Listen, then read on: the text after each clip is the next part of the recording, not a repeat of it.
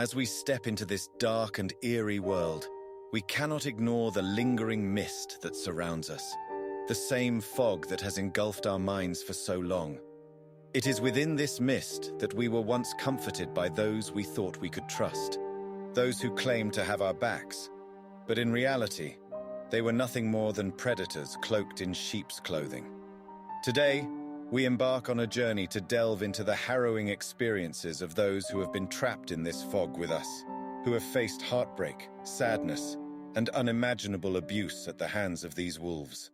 Together, we will shed light on these shadowy figures and bring their treacherous deeds to the forefront as we bravely face the blood fog and move forward.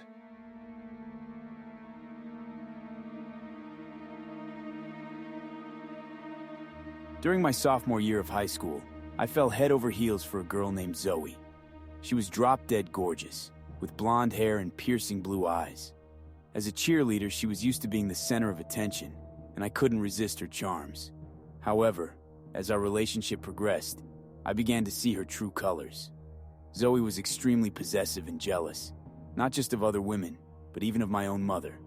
She would constantly snoop through my phone and fly into a rage if I refused to let her see it. I put up with her violent outbursts and forgave her time and time again, but things finally came to a head when she accused me of cheating on her with my cousin Ashley, simply because Ashley's name is typically associated with females. In a fit of rage, she smashed my phone against the wall and attacked me physically. I had no choice but to break up with her. That's when things really took a turn for the worse. Zoe wasn't going to let me go so easily. She launched a smear campaign against me, spreading rumors around school that I had raped her and stolen from her. Despite the fact that these allegations were completely false, her popularity made it easy for others to believe her lies. I was ostracized by my former friends and became the target of relentless bullying. It got to the point where I was too afraid to even attend school. To help me escape the situation, my parents enrolled me in a school 45 minutes away from our home. While it was a long commute, it was worth it to finally be away from Zoe's toxic influence and regain some sense of normalcy. Unfortunately, the story doesn't end there. Zoe was not willing to let me go, even after I had moved away and blocked her number. She continued to create new numbers and send me messages, ranging from desperate pleas for me to come back to her, to hurtful insults aimed at tearing me down. No matter how many times I blocked her, she persisted, and the constant harassment took a toll on my mental health. Eventually, I had no choice but to create a new number of my own, just to escape her relentless pursuit. During my time at the new school, things seemed to be going well for me. My grades were improving, and I even had a new girlfriend, with whom I was planning to move in. But everything changed one night when I returned home late after spending time with my girlfriend. As soon as I walked in, I was hit with a repulsive odor that seemed to be emanating from somewhere in the house. It was a sickening stench that reminded me of rotting meat left out for days. I had to cover my nose to avoid throwing up. What was even more strange was the fact that our family dog, a tiny Yorkshire Terrier named Button, didn't greet me at the door with his usual barking. It was dead silent. After making a snack in the kitchen, I walked towards my room and found the door to already be open. I could already smell something foul in the air. It was that same nauseating odor. I pushed the door open and was immediately hit with the source of the smell, causing me to vomit on the floor. What I saw in my room was nothing short of a nightmare. The walls were defaced with vulgar words like whore and slut, and my bed had been violently stabbed multiple times with its fluff ripped out. To make matters worse, my window was shattered, allowing a gust of cold wind to sweep through the room, scattering my belongings everywhere. Clothes and electronics were ripped apart, and the remnants lay scattered on the floor. As I stepped closer to my connected bathroom, my heart sank. The smell seemed to be coming from there. With trembling hands, I pushed open the door, and my worst fears were confirmed. Button, my loyal furry companion, lay lifeless on the floor, his body mutilated beyond recognition. The sight of him broke me, and I was hysterical. I immediately called the police, and as they arrived, I recounted everything Zoe had done to me in the past, knowing that she was the only one capable of such cruelty. When questioned, Zoe readily admitted to the crime and blamed it on the fact that she was driven to do it because I had cheated on her. As it turned out, Zoe had been stalking me all along. Despite changing my number and moving schools, she managed to follow me almost every day. Her wealthy parents had provided her with more than enough resources to fuel her obsession. One day, Zoe discovered that I was at my girlfriend's house and broke into my house to wreak havoc on my life. She destroyed my room, brutally killed Button, and left behind vulgar messages on the walls. Zoe was arrested and charged, although I can't recall the specific charges. Mental health professionals evaluated her and determined that she was suffering from severe schizophrenia and psychosis. As a result, she was deemed mentally unfit to stand trial and was released into the care of her parents. After what had happened, my life was turned upside down. The thought of Zoe finding me and seeking revenge haunted me every day. So my parents and I made the decision to move to a different state and start anew. It was a difficult decision, but we couldn't take any chances with my safety. Unfortunately, my new life came with sacrifices, including breaking up with my girlfriend. 4 years have passed since then, and I have graduated from college and moved overseas for work. Though I still occasionally think about what happened, I haven't heard anything from Zoe, and I hope it stays that way. I continue to live in fear that she might come back and harm me, but I try my best not to let it consume me. It's been a long and difficult journey, but I'm grateful that I can finally move on from that dark chapter of my life.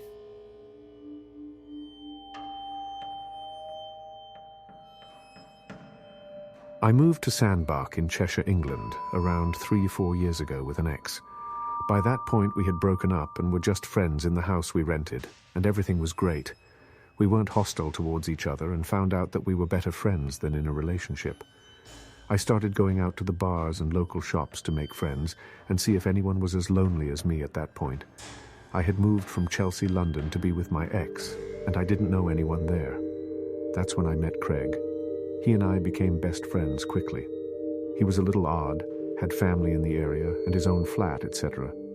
My ex moved away back with his family, and I couldn't afford the rent on my own. So Craig and I rented our own house in Worcester where his dad lived. His dad would be a 5-minute drive away from the house we settled in. He and I were just best friends. We didn't do anything romantically or sexually, and he always had a few poor girls in tow. He would tell each of them that they were the one for him, he loved them, etc. He had 7 girls on the go at one point. I started seeing this guy, Jay. He would stay over a few times and eventually became my boyfriend. Craig hated it. We would argue about him, but why should he care anyway? He and I were only best friends, and he needed to stay out of my dating life. That's when things got physical. One night, Craig literally got on top of me in my room, put his knees on my arms and started to strangle me. He was saying things like, "Where is he now?" And I honestly thought I was going to die. My brain switched to my mum, who was 4 to 5 hours away, and she would never know or would have to come to identify the body of her only child. I don't know what it was, but I managed to kick Craig and run. He had double-locked the front door, had hidden my bag, and had smashed my new iPhone that I had gotten from my parents for my birthday. I was literally running down the stairs with him in tow, yelling how he's going to kill me, etc. I knew the back door was open from him having a smoke earlier, and there was a garden gate. All I needed to do was open that. I ran for it, opened it, and made it. The next thing I knew, I was out on the street in short shorts and a pajama top, barefoot. I just ran. I ran for a good half an hour towards town and used a payphone to call 999. The police picked me up. I couldn't get back into the house as Craig had my door key. I told them the story. They took me to the station, had to unlock it as it was past 1 in the morning by now. They took photos of my bruised neck and my head that was bleeding where he had smashed me into the kitchen wall earlier. I had to sit in a patrol car to go to my house, and they picked Craig up. He was on the streets looking for me. I had to point him out and say, "That's him," to them. He said he was out looking for me as he was worried for me. I don't think that's true. I think he was out looking for me to silence me, so I didn't tell anyone. They arrested him, and I was told he would stay in a cell overnight. A policeman let me into my house as they used a key Craig had. While I was alone in the house, I gathered my things. I had left my laptop, some clothes, shoes, and makeup in the rush. I thought I could easily replace them and just wanted to get away. I was so worried he would come back any second through the front door. I had no purse, no money, and no phone. My parents lived 5 hours away. Thankfully, earlier that evening, I had the sense to hide my car key in my bra. I got into my car and drove to Morrison's petrol station. I was bleeding from my head, had no shoes on, and was bruised. I broke down there and used their phone to call my mum. At first, she was annoyed that I had woken her up, but then I explained everything to her. She ended up putting $200 in the petrol cashier's account for me to fill up my car, get some food, and a hot drink to calm down. I then drove to my parents. Later, I learned through friends of a friend that Craig got released in the morning, as it was his word against mine. He smashed my laptop when he found out I wasn't at home anymore. Whatever. I replaced my stuff, and I'm now with an amazing guy who treats me like a queen. Sometimes I get flashbacks of the night where I truly believed I could have died. As for Craig, I blocked him, deleted everything to do with his family and him, changed my number, and even broke off friendships with friends who knew me and him. Please, let's never meet again, because this time I'll be ready for you.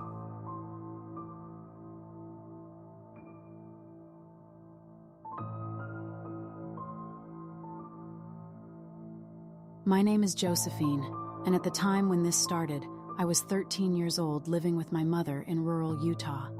Due to my father's frequent deployments in the Army, I spent most of my time with my mother, who insisted that I attend church regularly to receive the word of the Lord. It was there that I first met Tyler. We met at the local church's youth group. I remember being drawn to him right away. He was tall, with shaggy brown hair and a kind smile. He seemed like he had a good heart. We talked and laughed together during that first meeting, and I found myself wanting to spend more time with him. Despite the fact that Tyler was 19 years old and I was only 13, I didn't care at the time, and we continued to talk and text for months. However, things eventually started to get inappropriate between us. I didn't tell my mother about our relationship because I knew she wouldn't approve. She held traditional views and believed that women were to blame if they were sexually assaulted. This forbidden relationship between Tyler and I persisted for several months, concealed from my mother's watchful eye. Our interactions were limited to texts and phone calls, since we could only meet in person at church. Tyler, eager to be closer to me, enrolled in the church's youth program in hopes of becoming a counselor.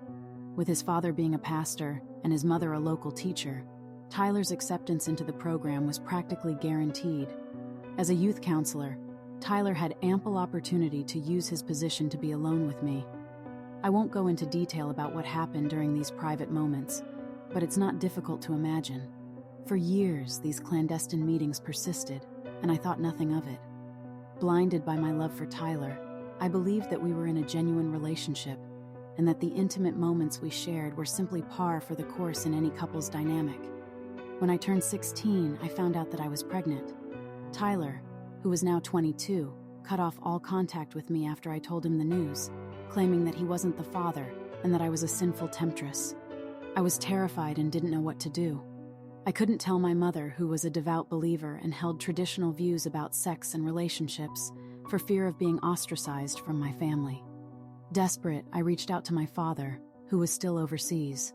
My father was shocked when I told him the news, but he came to Utah to see us and support us. When my parents confronted me, I told them the truth about Tyler and our affair. My mother refused to believe me, but my father stood by me. He confronted Tyler outside the church one day, but Tyler denied everything, insisting that he didn't know me and that I was lying. My father was furious and decided to contact the police. They looked at the messages exchanged between me and Tyler and subsequently went to arrest him. However, Tyler refused to even open the door when they arrived. After the police finally breached Tyler's house, they discovered a gruesome scene. Tyler was lying dead in his bathroom with a bullet wound in his skull and a note beside him. According to my father, who read the note by the police, it detailed something like this.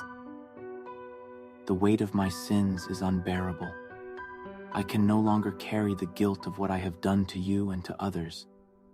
I have dishonored my faith and my family, and I know that I will be judged harshly for it in the afterlife. But most of all, I am sorry for what I have done to you, Josephine. You were young and innocent, and I corrupted you with my own twisted desires.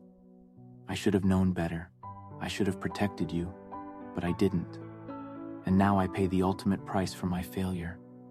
I hope that one day you can find it in your heart to forgive me, even though I know that I do not deserve it. I hope that you can move on from this and find happiness in your life.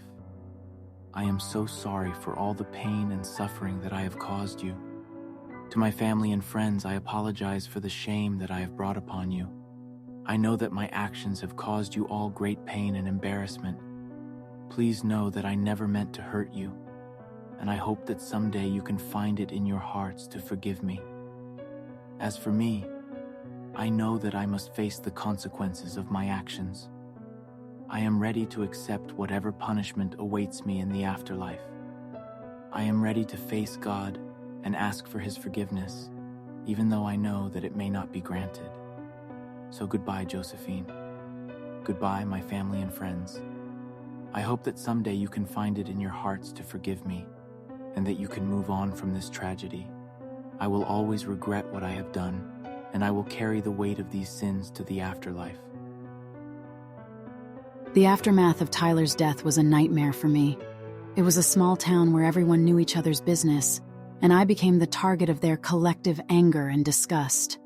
The community had always looked up to Tyler as a shining example of a man of God, so when news of our affair broke, they turned on me. They saw me as the temptress who had corrupted their beloved Tyler.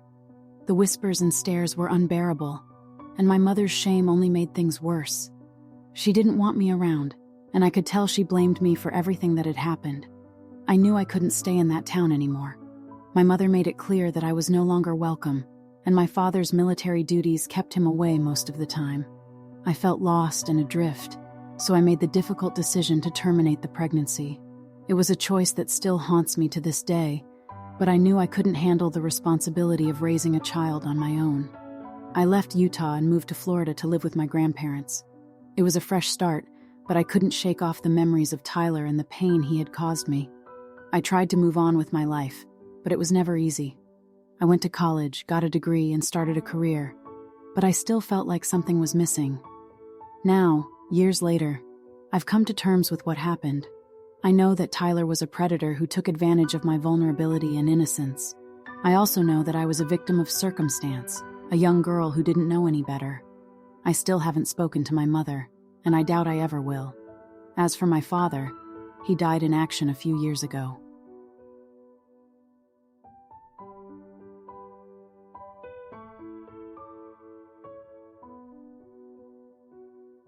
About a year ago, I had just gone through a bad breakup. He dumped me over text on Valentine's Day, and after having been together for quite a while, this was quite a shock. I was absolutely devastated and felt pretty bad about myself. It only took about 2 weeks, don't judge me, before I was looking for another boyfriend, more or less a rebound guy. That's when I met John. We met on Tinder and instantly hit it off. I was in my first year of university studying biology, and he was in his first year at a different university studying history. He was smart and friendly and had a lot of common interests. He was giving me some weird vibes, but maybe it was that he seemed a bit desperate, but honestly, I was 2 after my bad breakup, so I didn't think much of it. After only a few days of talking, he asked me to go on a date with him to a play.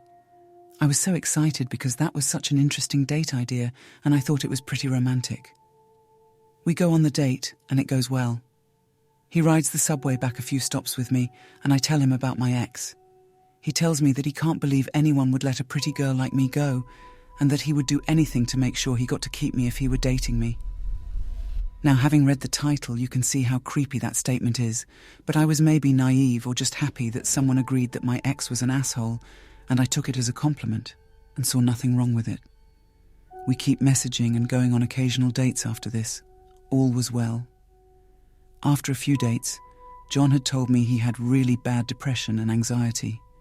Now, it's important for me to mention that I also have pretty extreme depression and mental health problems, and my breakup had kind of launched me into a downward spiral, so it was almost a relief to hear him say that because I felt like he wouldn't judge me for having depression too.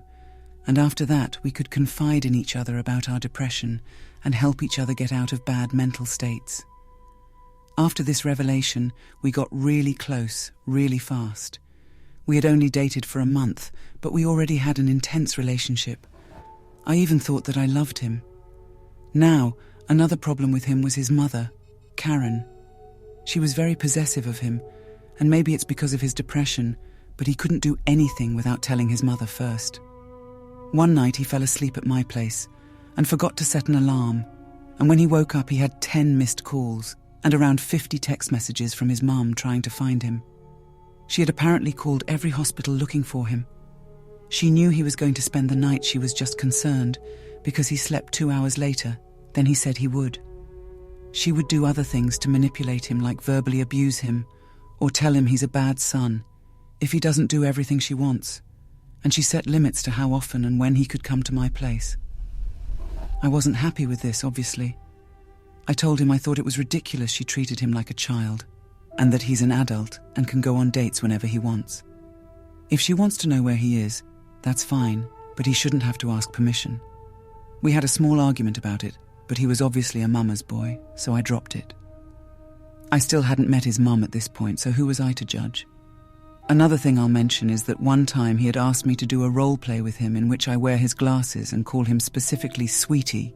He was very clear that he wanted me to call him that. He told me it was a teacher fetish. I told him I wasn't into that kind of thing. I'm sorry. He asked a few times and never really dropped it, but I always said no. This is important later. After one particularly bad night, he came over to console me, and I told him I was feeling pretty depressed. And his response? He asked me to marry him. This was only after just over 1 month of dating. I laughed, thinking he was joking, but he didn't laugh. He just stared me in the eyes. There was an awkward silence, and I said, "What?" And he said, "I'm serious. I love you. I want to spend my life with you." I laughed and gave him a firm no. He looked disappointed but dropped it. I was concerned about this and confided in my friend, and she said if it were her, she'd dump him.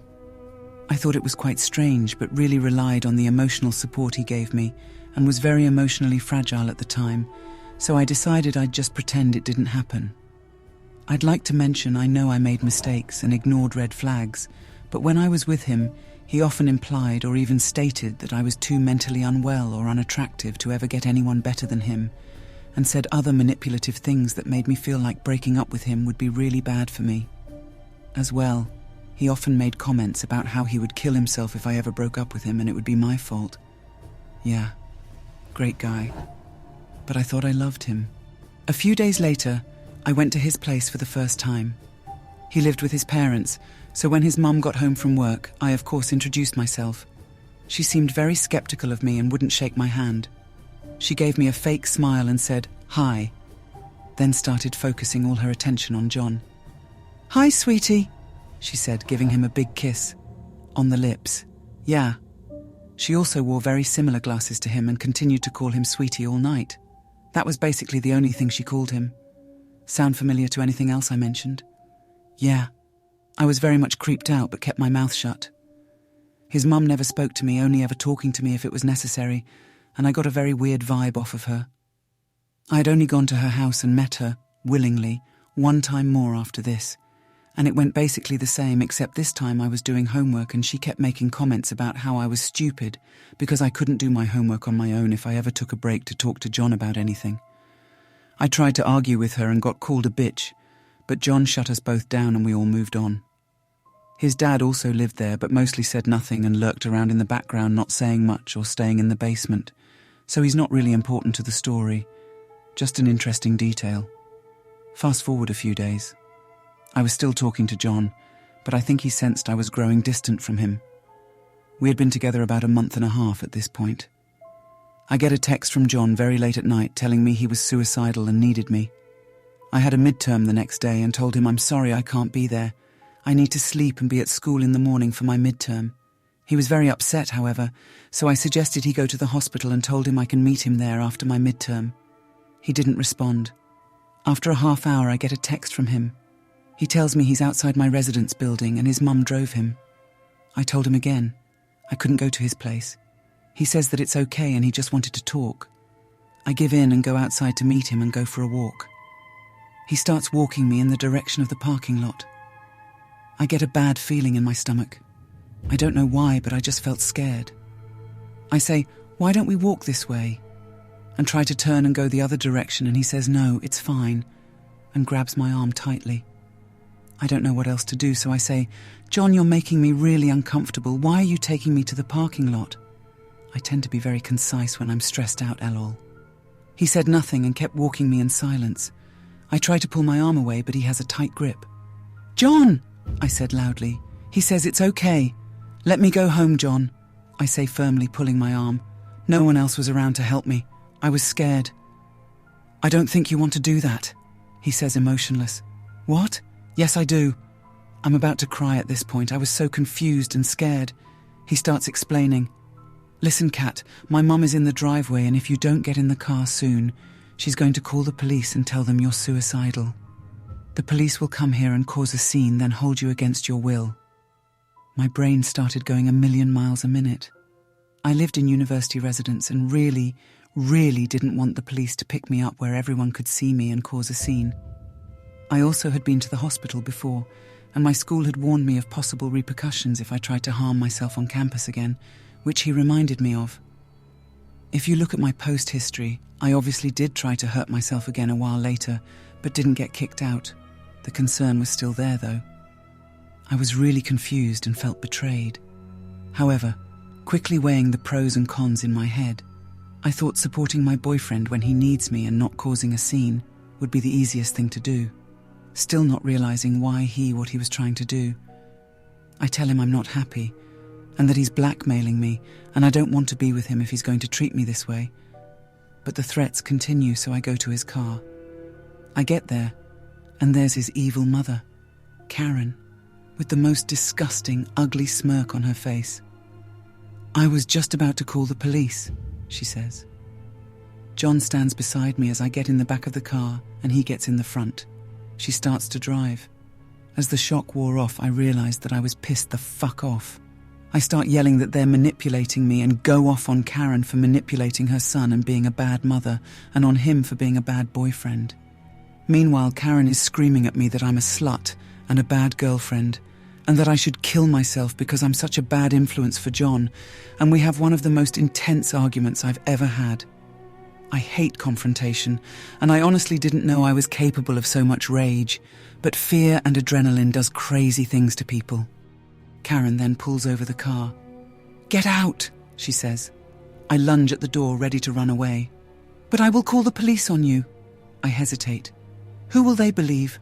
A reliable older lady with a respectable job, or a slantly little autistic, I'm not autistic, hood rat like you, especially with your history of mental health? And then she laughs. The situation dawned on me. I couldn't leave. While I hesitated to think, hands still on the door handle, she escalated her threats from telling the police I was suicidal to telling the police and my school I assaulted her and her son after he tried to break up with me. And even though the car was parked and the door was unlocked, I couldn't leave.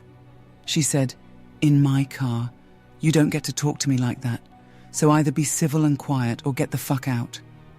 John stayed quiet throughout this whole car ride, not defending himself or his mother, not helping me, just stone cold and expressionless. I started sobbing and crying and begging her to please let me go, to which she said, "You have every right to leave." I felt like I had no options, so I swallowed my pride, apologized to disgusting Karen, and I let myself get driven to their house. I tried texting my friend what was going on, but she wasn't answering. Once we get there, it's like 1 or 2 in the morning. I wasn't sure because, of course, my phone had died. Great timing. Karen had been taunting me and making fun of me the whole way home, and I wasn't even able to defend myself after her new threats. I was still crying, and John helped me out of the car. He held on to me as I went inside. IDK if it was because he wanted to get me in quickly, or because I could barely move. I was crying so hard. But they kept shushing me, and Karen raised her hand as if to slap me if I didn't shut up, in her words. So I stifled my tears until we got inside. Once we get inside, John brings me straight into his room. He asks if I want to watch a movie, but I just lay down on his bed and sobbed. He sits beside me and touches my arm in what would have been a comforting way under different circumstances. I pull away, and he just quietly watches videos and occasionally tells me that this was for the best, how I couldn't hurt myself as long as he was protecting me, and now we could both be safe together. His dad was home, but the whole time everything was happening, he said nothing to me and only came into John's room one time to give me a strange look and then leave. Weird guy. John's mum came in a while later and told me to sit up and stop crying, saying that this was best for me and John, and she's only doing this because she cares about us. I don't have anything to say to her, so I just pet their dog, a Rottweiler whose name I forget, and don't make eye contact. She berates me and insults and makes fun of me with no reaction other than a few snide comments from me that John would tell me were uncalled for, and more tears and silence. And then she started going after me for petting the dog. Why won't you make eye contact? What are you? Autistic. Then proceeds to call me a retard and other slurs. And all of this is even more disgusting because her respectable job is that she works with disabled teenagers. I ignore her, and then she starts saying really hurtful things. Now I can take an insult, but she crossed the line when she started talking about how my mother was abusive and how I deserved it, and she can see why I was abused.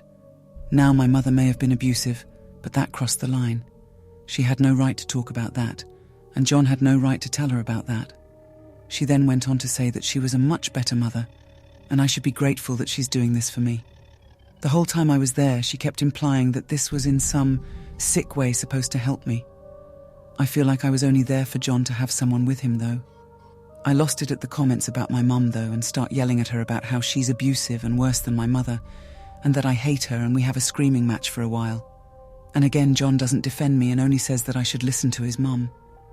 After more insults and yelling, she storms off, and it's just me and John, and I tell him I'm breaking up with him and want to leave. Now. He goes to get his mom, who says I'm just having a rough night and don't mean it, and we both should just sleep. John gives me pajamas to wear, and I get dressed in his closet and go to bed. He was sleeping beside me. I wasn't afraid John was going to hurt me, and don't worry, he didn't. Not physically, at least. He was more self-destructive than violent ever anyways. But I was still uncomfortable sleeping beside him because I felt betrayed and scared and even violated. I wanted to leave more than anything. I felt like an animal in a cage, and then I got up and bolted to the front door, only for him to run behind me and grab me and have Karen block my way.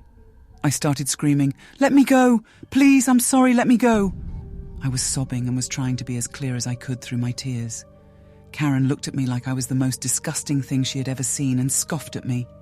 "Grow up," she said, and walked off. John brought me back to his room and locked his door. His mum came back and he let her in a few minutes later, and she had some kind of pill to help me sleep. I refused to take it. She kept insisting, and I kept saying no. "I'm not trying to poison you," she kept shouting, but I didn't trust that bitch. John took one first to prove they were safe, and it was clear after over an hour of arguing and John taking one, I wasn't going to have a choice. I pretended to take one at first, but bitch checked my mouth and made sure I actually took it. Basically shoved one in my mouth after she realized I didn't take the other one. After a while, I felt very, very tired and fell asleep. I still don't know what she gave me, but it tasted awful and was the kind to dissolve under my tongue. She had them in a clear plastic baggie with no label. I woke up the next morning and John and his mum were both in the kitchen eating breakfast. I saw my chance. I was alone. I got dressed fast and found my phone where he had hidden it. Still not charged. It had my fare card for public transport in the case though, so I pocketed my phone and quietly snuck to the door. Nothing had ever been so intense for me before. I put on my shoes really quick and opened the door and fucking ran. I ran like the fucking wind on the verge of tears and shaking. I had never ran so fast. I didn't know the neighborhood and I didn't know how to get home, but I needed to get away. I have no idea if they chased me or not, or if they even noticed right away. The dog stayed quiet. I found a bus stop and got on the first bus to show up. I pull out my card, tap it, and it didn't have any money on it. My brain just buzzed. I had no way I'd get home. I needed to be on this bus. I had to get away. The bus driver shrugged and said, "You should have had money." Meanwhile, I was still staring at my card. Then I just started sobbing. I practically fell over. I was crying so hard I tried to explain what was happening, but was crying so hard and taking so fast I made no sense. The bus driver said, "Whoa, you okay?" And I said no, and started crying harder. He just quietly handed me a transfer, and I thanked him and sat down really quickly, noticing everyone staring at me. I just put my hood up and cried quietly. I still didn't know how to get home, but I realized the bus was going to a subway station, and even though it was a long ride, I could get home from the station. As soon as we got there, I ran onto the subway, still crying and shaking. I probably looked like quite the sight. The subway eventually got to my school, then I realized I couldn't go home. John knew where I lived, and God, he could have called the police. I didn't know what to do. I saw someone with a phone charger and ran over and asked if I could please charge my phone, that it was an emergency. Typical millennial me didn't know my friend's phone number. I charged my phone, face covered in tears and probably smudged mascara, and immediately texted my friend. I had told her right before my phone died that John and Karen wouldn't let me leave their car, and she had sent quite a few messages and had apparently tried to come to my house to look for me too. I told her where I was and asked if I could go to her place. She lived somewhere else on campus. I got many messages from John as well. John tried saying he tried to kill himself, that he needed me, that I needed him, that I'm making a huge mistake, absolutely anything and everything to try and make me respond.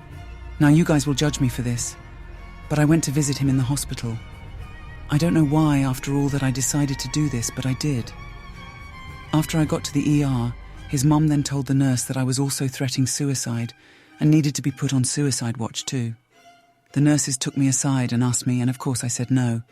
And I was legally an adult, so they couldn't take Karen's word over mine and didn't hospitalise me. I told John we were over and I hope he gets better soon. But he was mad at me. He said his mum told him how I was suicidal and how she said that she heard the nurses talking to each other about how I was lying to get attention and all this other BS. I tried to defend myself to him, but I just left defeated, gave Karen the middle finger and literally ran the fuck out and never looked back. Crashed at my friend's place and slept on her floor for a week. A while later, I got a text from one of John's friends basically insinuating he killed himself and it was my fault, and I told the guy that after what that family did to me, they can all go to hell and to never message me again and block the number. I have no idea if John is alive or not to this day, but I did get some revenge in the end. A story for another day. As well, as you might have noticed, I didn't call the police. I did speak to a police officer about it eventually, and my concerns about how Karen would be more reliable than me, and I didn't have much evidence, and they said if I want I could file a report, but honestly, I never did. I wanted nothing to do with them anymore.